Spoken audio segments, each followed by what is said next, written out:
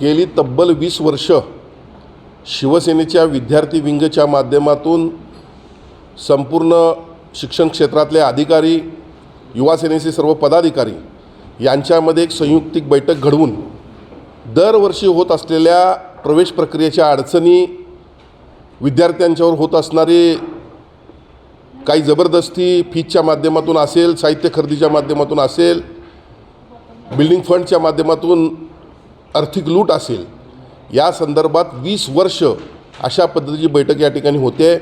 आज प्राथमिक बैठक या ठिकाणी घेण्यात आली असून सुरू असलेल्या प्रवेश प्रक्रियेमध्ये यामध्ये कोणती गडबड जर आढळली असेल तर त्यावर तातडीने कारवाई करण्याचे आदेश या ठिकाणी दिलेले आहेत आणि येणाऱ्या 8 जूनला या ठिकाणी संपूर्ण संस्था चालकांची एक व्यापक बैठक घेऊन कोल्हापूर शहरातील कुठलाही विद्यार्थी प्रवेश प्रक्रियेपासून वंचित राहता कामा नये अशा पद्धतीच्या सूचना दिलेल्या असून कोणत्याही परिस्थितीमध्ये कुठल्याही शिक्षण सम्राटांचा मुलाहिदा न ठेवता जर चुकीच्या पद्धतीनं कोण काम करत असेल तर त्यांच्यावर कारवाई करण्याचे आदेश दिलेले आहेत।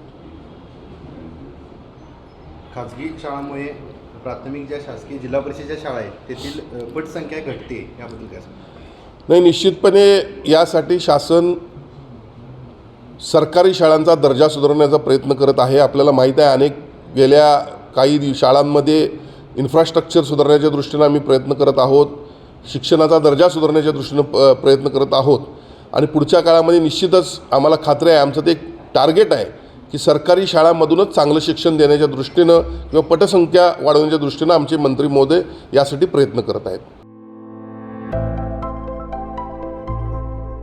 आविष्कार इन्फ्रा तुम्हाला देत आहे विविध लोकेशन्सवर NA प्लॉट्स आणि प्राईम फ्लॅट्सचे प्रोजेक्ट्स।